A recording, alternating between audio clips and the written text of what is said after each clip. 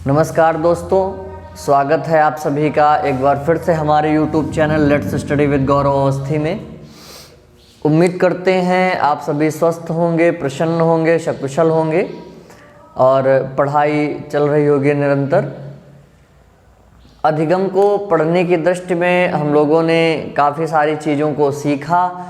उसी क्रम में आगे जिस टॉपिक को आज हम लोग देखेंगे वो है हमारा अधिगम के वक्र एवं पठार। महत्वपूर्ण टॉपिक है, प्रश्न अक्सर पूछे जाते हैं विभिन्न परीक्षाओं में इससे रिलेटेड। तो देखते हैं फिलहाल जो अधिगम के वक्र हैं या पठार हैं, सामान्यतः अगर हम कहें तो अधिगम में समय और अधिगम की मात्रा को ध्यान में रख करके ये वक्र एवं पठार खींचे जाते हैं जो विभिन्न स्थितियों में हमारे द्वारा की गई अधिगम की क्रिया को दर्शाते हैं।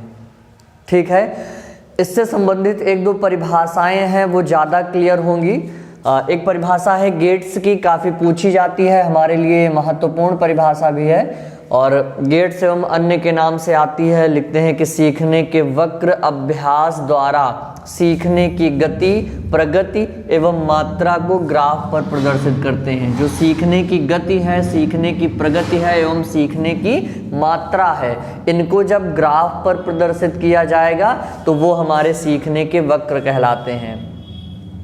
अगली जो बात है, इसका एक नॉर्मल प्रश्न भी बनता है कि अधिगम के वक्र प्रदर्शित करते हैं, तो हमेशा ये ध्यान में रखिएगा कि अधिगम के वक्र सीखने की प्रगति को प्रदर्शित करते हैं। ये वाली जो बात है ये भी प्रश्न में पूछी गई है, सीखने की प्रगति को प्रदर्शित करते हैं। अगली परिभाषा है स्किनर की, अधिगम का वक्र किसी की हुई क्रिया में उन्नति या अवनति का वर्गांकित कागज पर ब्यौरा है।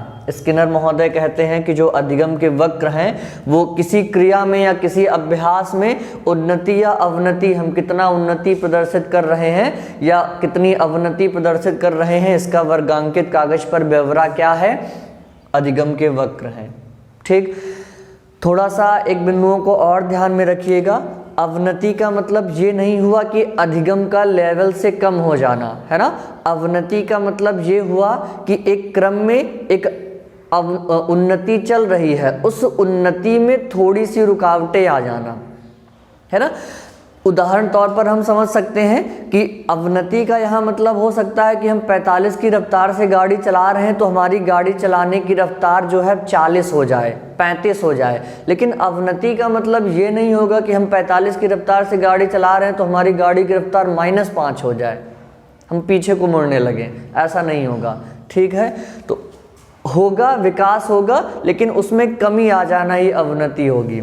आगे बात करते हैं अधिगम के जो वक्र हैं महत्वपूर्ण है हमारे लिए। पहला है सरल रेखीय वक्र। 4 तरह के होते हैं अधिगम के वक्र, सरल रेखीय वक्र, उन्नतोदर वक्र, नतोदर वक्र और मिश्रित वक्र। ये 4 तरह के वक्र होते हैं और इसमें है पहला सरल रेखीय वक्र या इसी को हम ऋजु रेखीय वक्र भी कहते हैं।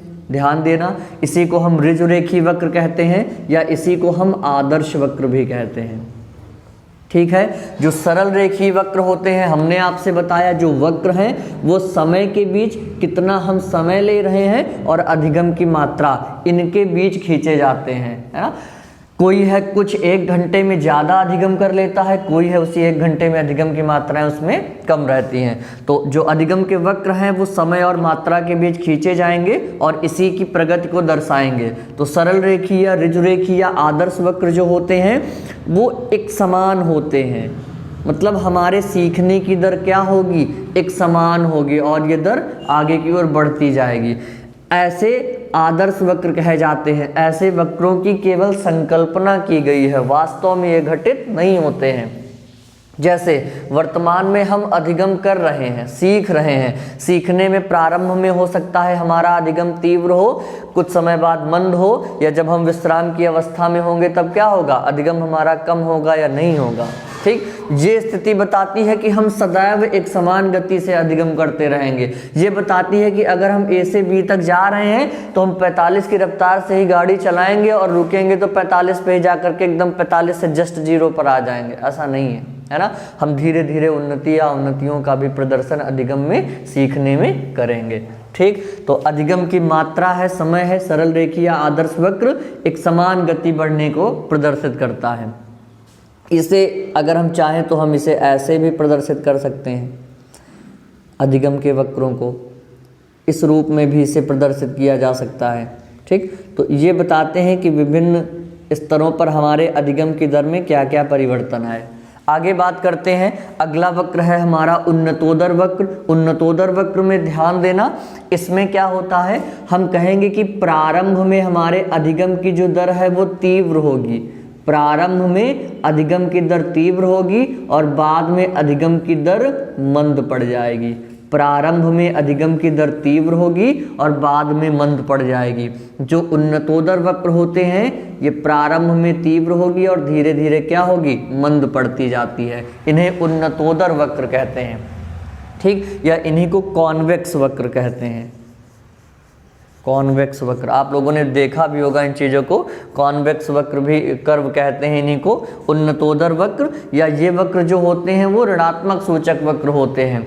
ये हमारे सीखने की गति को धीरे धीरे क्या कर दे रहे हैं, कम कर दे रहे हैं, तो ये ऋणात्मक सूचक वक्र भी कहलाते हैं। अगर हमारी बात अगर एक हम कहें तो ये कह सकते हैं कि ये वक्र हमारे कैसे हैं, ऋणात्मक वक्र हैं, ऋणात्मक सूचक वक्र कहलाते हैं। अधिगम में धीरे धीरे कमी को प्रदर्शित करने लगते हैं। अगली जो बात आती है वो नतोदर वक्र की आती है। इन्हें हम कनकेव वक्र कहते हैं, कनकेव वक्र कहते हैं इंग्लिश में। इंग्लिश इस वजह से बता रहे हैं चूंकि ऑप्शन में आप ध्यान दीजिएगा, यहाँ पर हो सकता है कि हिंदी का वो किसी अन्य तरीके से इस्तेमाल कर लें, हिंदी में शब्दों का परिवर्तन कर लें, लेकिन अंग्रेजी का जो वर्जन होगा बगल में लिखा होगा वहाँ पर सेम वर्जन वैसा ही होगा, कनकेव लिखा होगा, इसमें कॉन्वेक्स लिखा होगा, ये सरल रेखीय वक्र लिखे होंगे, है ना, सिंपल लाइनर कह लें, वन लाइनर कह लें। तो नतोदर वक्र है तो ये अधिगम की मात्रा और समय के बीच में, यहाँ पर देखो जस्ट इसका उल्टा हो जाएगा, यहाँ पर अधिगम की दर प्रारंभ में मंद होगी, नतोदर वक्र में प्रारंभ में मंद होगी और बाद में जो अधिगम है वो तीव्र हो जाएगा। तो प्रारंभ में मंद होगी और बाद में अधिगम कैसा हो जाएगा, तीव्र हो जाएगा, नतोदर वक्र होंगी। जो नतोदर वक्र हैं वो ऐसे बनते हैं, ऐसे बनते हैं। प्रारंभ में अधिगम की दर क्या है, कम है, लेकिन बाद में धीरे धीरे बढ़ती जाती है। इन्हीं वक्रों को हम धनात्मक सूचक वक्र कहते हैं, धनात्मक सूचक वक्र कहते हैं, पॉजिटिव वे। मतलब ये जो वक्र होते हैं ये प्रगति की धनात्मकता को प्रदर्शित करते हैं, हमारे अधिगम की, हमारे सीखने की धनात्मकता को प्रदर्शित करते हैं नतोदर वक्र, या इन्हीं को धनात्मक प्रगति सूचक वक्र कहते हैं। तो ये हो गया हमारा नतोदर वक्र। इसके बाद अगले आते हैं मिश्रित वक्र। अब मिश्रित वक्र क्या है, इसमें कभी सीखने की गति तीव्र होगी, कभी मंद होगी। ये जो मिश्रित वक्र है ये नतोदर और उन्नतोदर दोनों वक्रों का मिला जुला रूप होते हैं। इन्हें हम सामान्यतः दो तरीके से बना सकते हैं, हमने देखिए ग्राफ अंकित कर रखा है। दो तरीके से बनाने का मतलब कह सकते हैं कि प्रारंभ में इनकी दर कम होगी, बाद में तीव्र होगी, या ऐसे प्रदर्शित हो जाएंगे ये वक्र, है ना, या हम ये कह लें कि ये ऐसे प्रदर्शित हो सकते हैं, ऐसे प्रदर्शित हो जाएंगे। प्रारंभ में तीव्र, फिर मंद पड़ी, फिर तीव्र हो गई, इसमें पहले मंद है, फिर तीव्र हुई, फिर मंद हो गई। तो ये ऐसे प्रदर्शित करते रहेंगे, बढ़ते रहेंगे, कभी तीव्र होगी, कभी मंद होगी, कभी तीव्र होगी, कभी मंद होगी। तो ये हमारे मिश्रित वक्र कहलाते हैं, या इनको हम एस टाइप के वक्र कहते हैं, एस टाइप के वक्र कहते हैं। ठीक है, ये जो आकृति बन रही है एस जैसी बन रही है। तो जो मिश्रित वक्र है ये नतोदर और उन्नतोदर का मिश्रण है। कभी इनमें सीखने की दर तीव्र होगी, कभी मंद होगी, कभी फिर तीव्र हो जाएगी, कभी फिर मंद हो जाएगी। तो ये हमारे मिश्रित वक्र होते हैं। तो ये हमारे वक्र हो गए। आगे चर्चा करते हैं पठार की। अब पठार में देखिएगा तो पठार क्या है, वे वक्र जो सीखने में किसी स्थान पर बहुत कम उन्नति प्रदर्शित करते हैं, जो बहुत कम उन्नति प्रकट करते हैं, सीखने में किसी समय बहुत कम उन्नति प्रकट करते हैं, वे हमारे क्या कहलाते हैं, सीखने के पठार कहलाते हैं। उदाहरण के तौर पर देखते हैं कि जैसे मान लीजिए हम यहाँ पर सीखने के लिए बढ़ रहे हैं,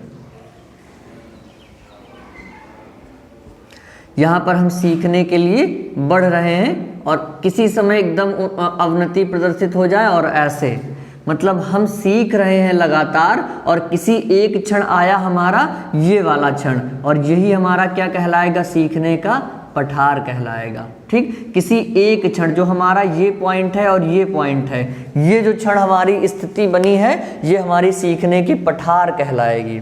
यहाँ पर हमने क्या किया, बहुत कम उन्नति प्रदर्शित की या नहीं प्रदर्शित की। ठीक है, अवनति कह लें, क्योंकि प्रोसेस है, उस प्रोसेस में हम उस स्तर पर नहीं बढ़ पाए तो अवनति में आ गया। एक अध्यापक है, हम 45 मिनट आपको पढ़ा रहे हैं, 40 मिनट पढ़ा रहे हैं, उसमें क्या हुआ कि आप 20 मिनट ध्यान दिए और उसी 20 मिनट में क्या हुआ, अचानक से कोई आपके बगल में तेजी से आवाज आ गई, आपका ध्यान उधर भटक गया, है ना, या आपके आंख में कोई कीड़ा पड़ गया। उस स्थिति में क्या होगा, आप उस कीड़े पर, आंख पर ध्यान दे गए और हमारी बताई गई बातें आपसे क्या हो गई, छूट गई। तो उस स्थितियों में अधिगम के पठार प्रदर्शित होंगे। या आप बैठे हुए हैं, सीख रहे हैं और किसी अंग में आपके किसी समय दर्द हो गया, या आपका मोबाइल बज गया, उसी समय किसी का मैसेज आ गया, बेहतरीन मैसेज, तो ऐसी चीजें क्या होगी, ये अधिगम के पठार को, आपका ध्यान उस मैसेज में चला गया, फिर उस स्थिति में जो हम बता रहे हैं वहां पर आपने क्या हुआ, आपके अधिगम में रुकावट आ गई। तो ये हो गया हमारा क्या है, अधिगम के पठार है। ठीक है, ऐसे अगर हमारा प्रदर्शन होगा तो ये हमारे अधिगम के वक्र होंगे। ये हमारा वक्र है, अधिगम का वक्र है, और ये विशेष स्थिति हमारी अधिगम की पठार कहलाती है। अधिगम के पठार आने की भी कई कारण हो सकते हैं, जैसे हम ये कह लें कि हमारा शारीरिक रूप से अक्षम होना, हमें बुखार है, पैर में दर्द है, पेट में दर्द है, उस स्थिति में भी हम अधिगम नहीं कर पाएंगे, अधिगम के पठार उत्पन्न हो जाएंगे। ठीक है, वातावरणीय परिवेश हमारा अच्छा ना हो, हम पढ़ने के लिए मन लगाए बैठे, बाहर डीजे बज रहा है, ऐसी स्थितियों में अधिगम के पठार आ जाएंगे।